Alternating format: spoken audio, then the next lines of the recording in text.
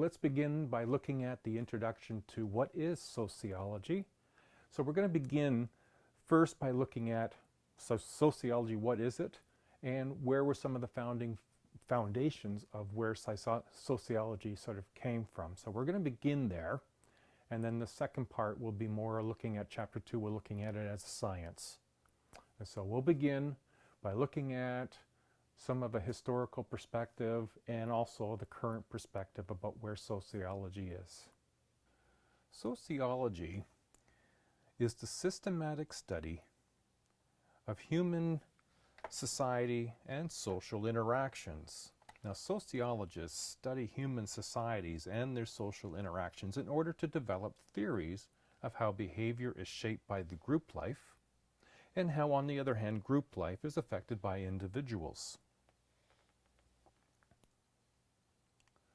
So, as you may be wondering, well, why do we bother studying sociology? Well, sociology helps us get a better understanding of ourselves and our social world. It enables us to see how behavior is largely shaped by the groups to which we belong and by the society in which we live in. The discipline assists us in understanding ourselves and our social world, and our worlds are created by us as well as being created by us. So sociology takes us beyond the personal perspective and assists us in gaining insights into society and the larger world order. It enables us to understand and analyze the societies in which we live.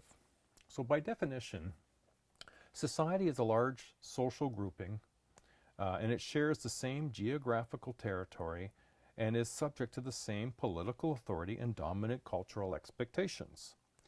Now, this next term I want you to be familiar with is global interdependence. Now, you can consider this in light of what's been going on in the world lately with either the new president of the United States, Donald Trump, or through North Korea and its expansion of its warheads, or any other part of the world. It's considering a world view. Social issues in one part of the world affect another. This can include not only what I've just mentioned, but environmental problems, war, conflict, famine, AIDS, economies. The others that can affect Canada, well, the U.S. and Mexico in the North American Free Trade Agreement, which is currently being renegotiated.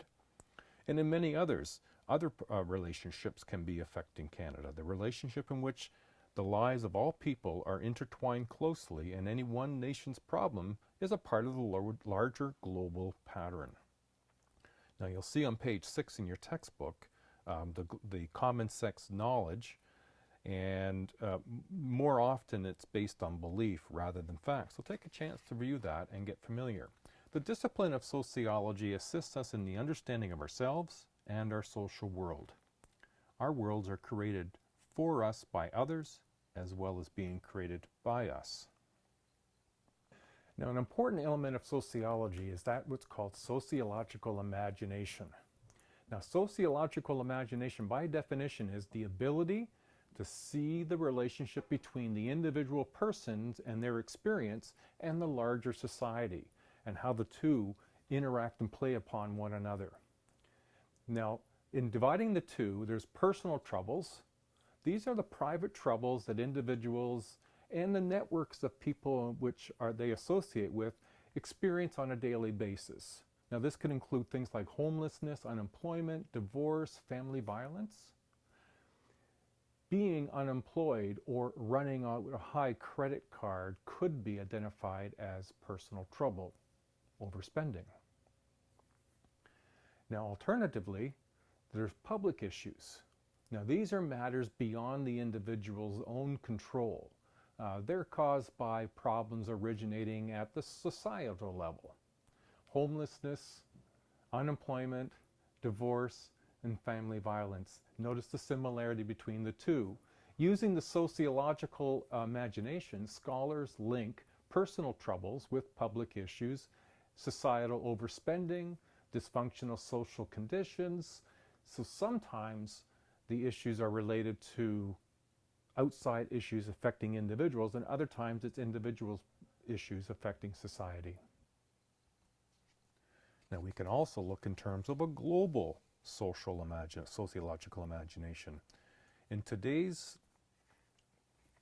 world, keep studying in today's world keeps the study of just one society and much to a limiting in today's world. With globalization and interdependence and rapid change, it's difficult to see the world as being isolated from one another.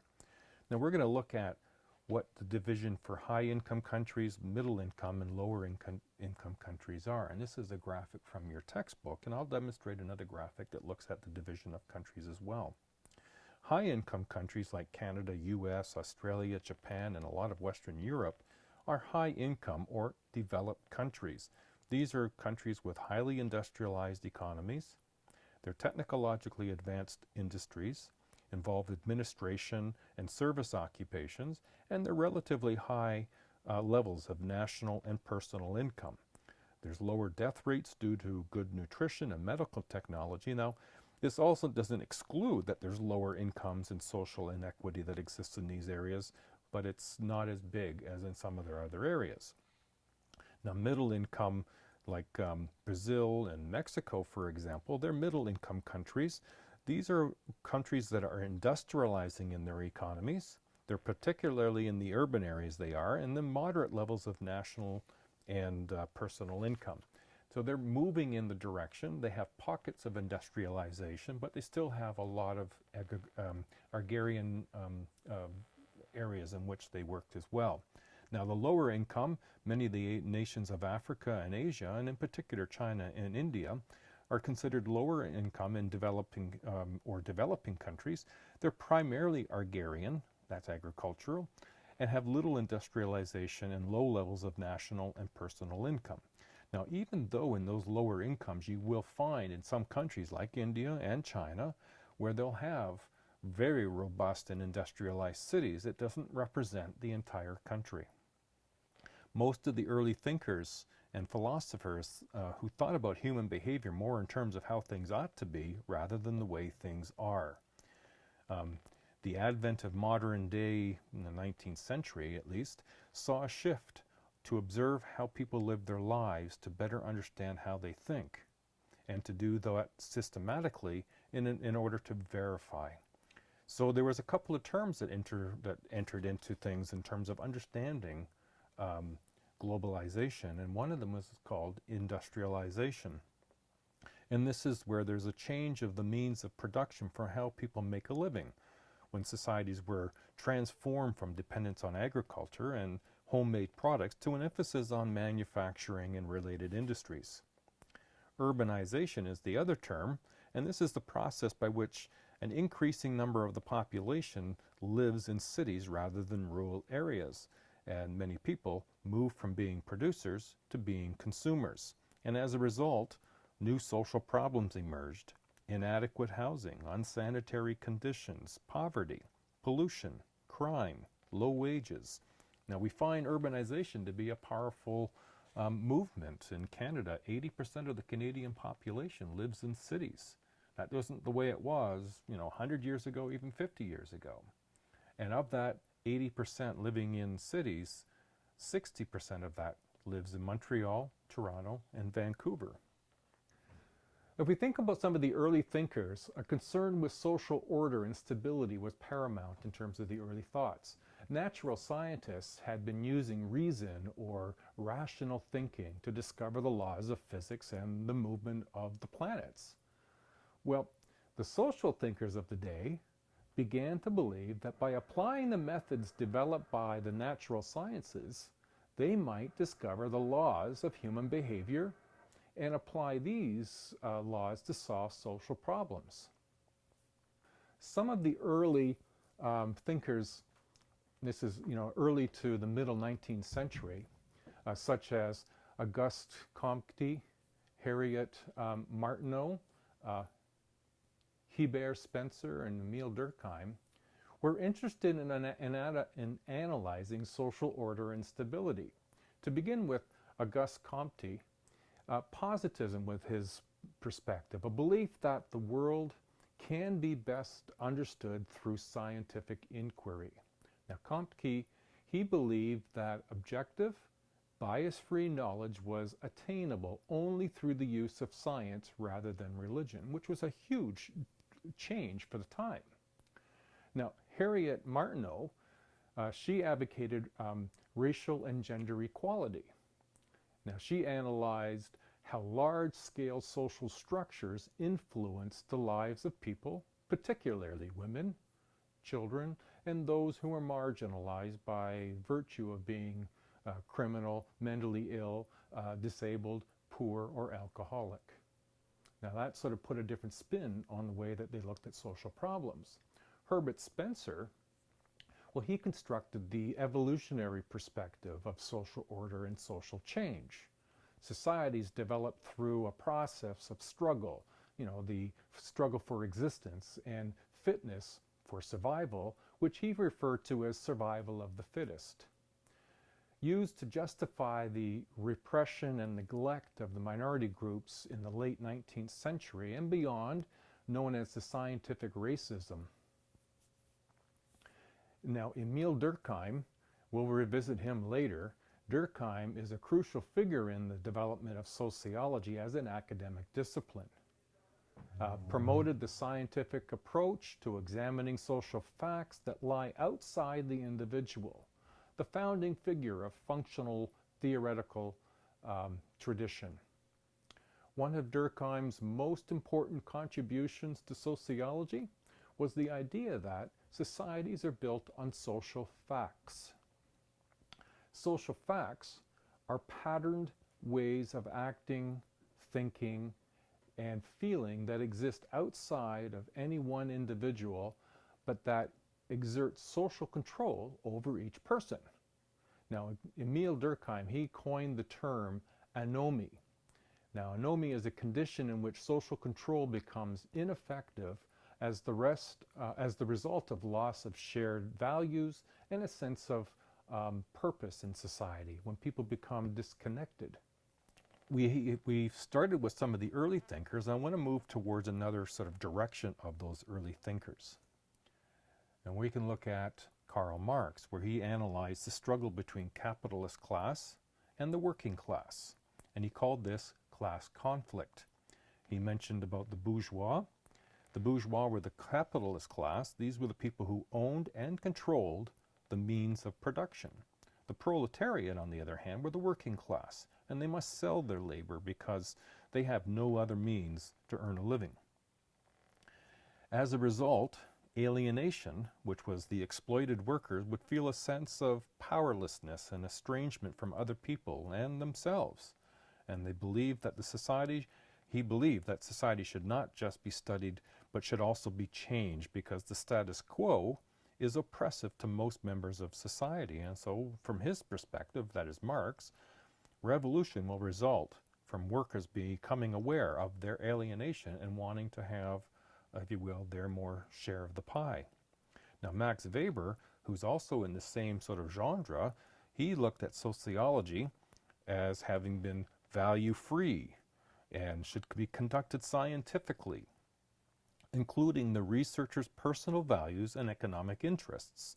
Now, he would say that sociologists should employ this Verstehen, which is German for understanding, to see the world as others do. The emphasis of value-free inquiry and the necessity to understand how others see the world was important insights into the process of rationalization, bureaucracy, religion, and many other topics. He was more aware of women's issues than many other scholars in his day. Another, in terms of this movement towards modern sociology, is George Simmel. He believed the main purpose of sociology was to examine the interaction processes within groups. He analyzed the impact of industrialization and urbanization on people's lives, concluded that class conflict was becoming more pronounced in modern industrial societies. So more contemporary theoretical perspectives. Contemporary sociologists have various views on society. Sociologists endeavor to create theories to understand these views. Now, theories are sets of logical, interrelated statements that attempt to describe and explain and occasionally predict social events. Perspectives are points of views. It's like looking through different colored sunglasses and looking at the same things, they have a slightly different perspective on what's being seen, but it's still fact-based research methods that are the foundation of theory. Now, in your textbook, you'll see sections for each of the different theories as they move through the chapter that apply this perspective or their perspective to shopping and consumption. You may find those sections really helpful to help you understand. Society is a stable, orderly system. Now, the key figure here, as mentioned earlier, is Emile Durkheim. The basis of society and societal consensus of shared values, beliefs, and behavioral patterns, essentially like the glue that holds society together.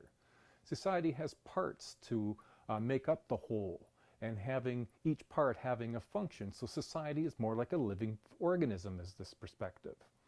Structures such as family, politics, economy, healthcare, education, they all have function, they all have purpose, and these work together for the benefit of society.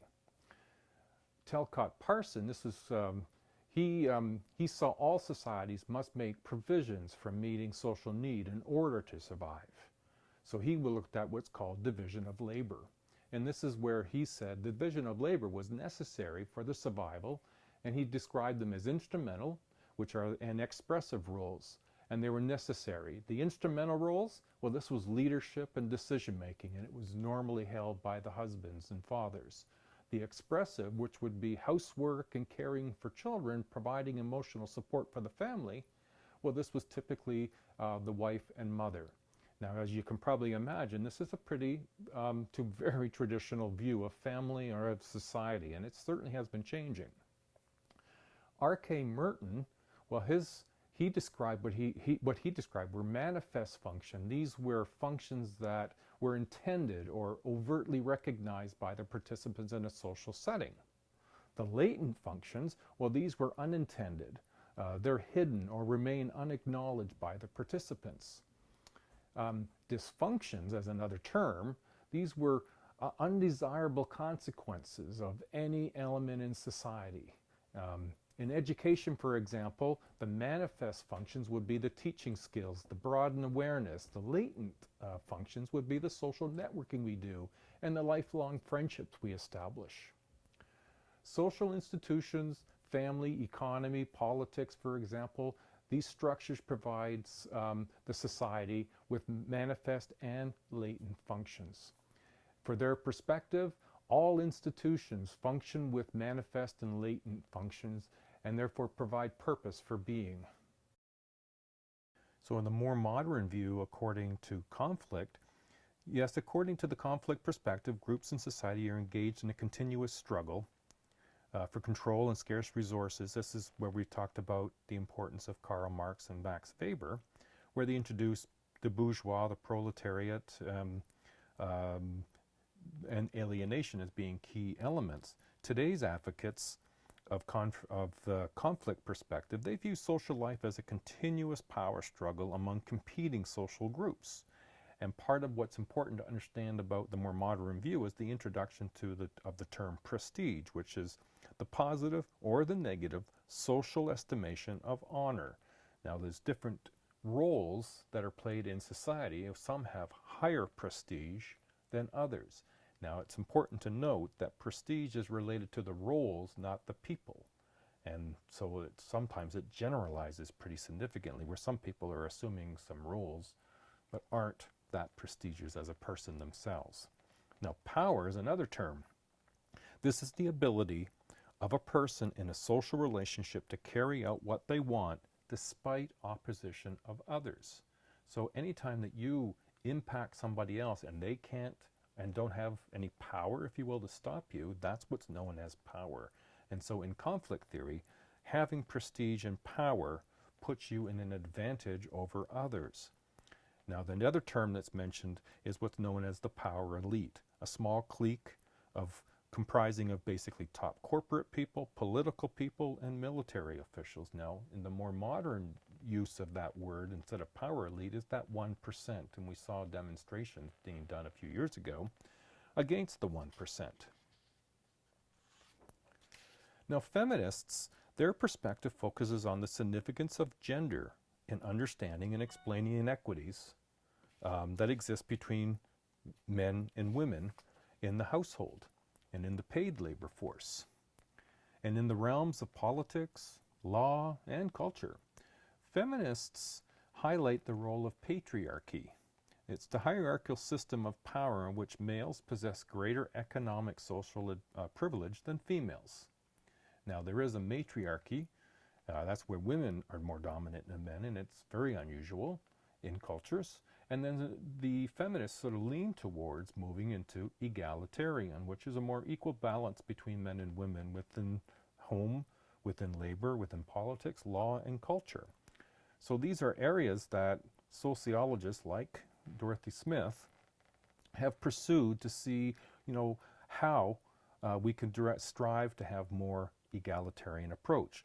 But currently it's under patriarchy, where in homes, for example, men tend to have more power and control than women and receive more benefits, whether that be through work and the benefits generated there, or women who might be working also come home and do more work when they get home, raising the kids and looking after the meals. This is known as the second shift.